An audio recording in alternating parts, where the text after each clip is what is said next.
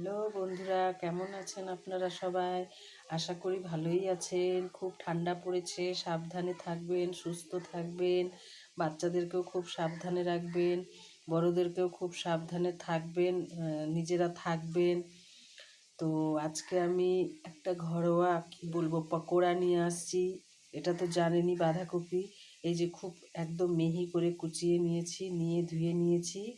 তার সাথে নিয়েছি পেঁয়াজ 1.5 খানা, 4-5টা কাঁচা লঙ্কা, একটু হচ্ছে আদা। শীতের দিনে কিছু খেতে ভালো লাগে না, একটু পকোড়া হলে বেশ মুখরোচক চা দিয়ে ভালো লাগে। তো চলেন এটা আমি কিভাবে বানাবো আপনারা দেখে নেবেন। প্রথমে আমি বাঁধাকপিটা নিয়ে নিব, এর মধ্যে যেগুলো সব কুচিয়ে রেখেছিলাম সেগুলো সব নিয়ে নিব।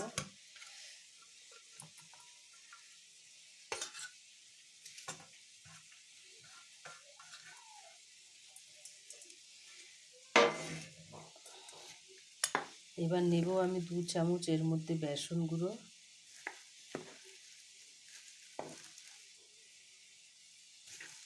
নেব আমি 1 চামচ কর্নফ্লাওয়ার,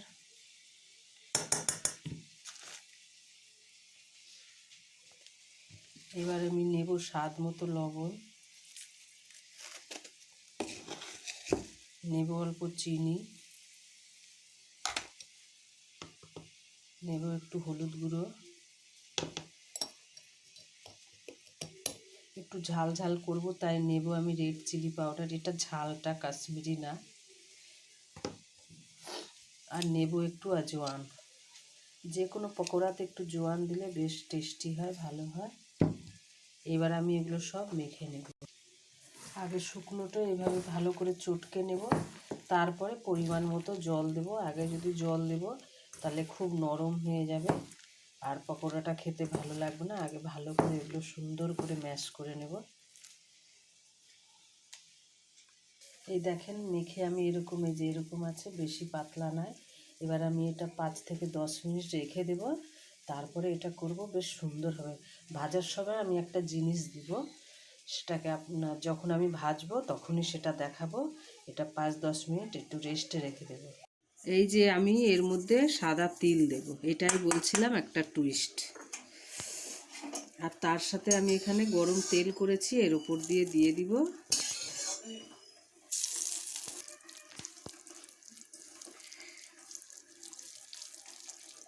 এবার আমি বড়াগুলো দিয়ে দিব তার সাথে।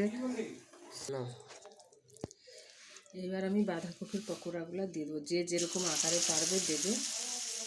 আমি একটু বড় বড়ই দেব, চায়ের সাথে খুব ভালো লাগবে, বাচ্চারাও খুব ভালোবেসে খাবে। শীতের দিন কি করব, একটু বাঁধাকপির পকোড়া হলে আর কিছু লাগে না। এটা আঁচটা, তেলটা বেশ গরম থাকবে আর আঁচটা কম করবেন না। এবার আঁচটাকে কমিয়ে দেব। এই যে আমার পকোড়াগুলো হয়ে গেছে, এবার আমি বের করে নেব।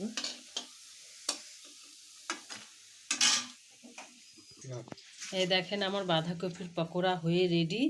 আমি এখানে সার্ভ করেছি শসা, পেঁয়াজ, লঙ্কা, লেবু দিয়ে। আপনারা চাটনি সস যে যেরকমভাবে খেতে পারেন নিজের ইচ্ছা মতো। আমি এইভাবেই খাবো, তাই আমি এইভাবে দিয়েছি। আপনাদের যদি ভালো লাগে কমেন্টে অবশ্যই জানাবেন। ছোট বড় সবার সাথে এনজয় করেন বাঁধাকপির পকোড়া। এই দেখেন ভেতরটা কি সুন্দর হয়েছে, এই দেখেন সেই গরম।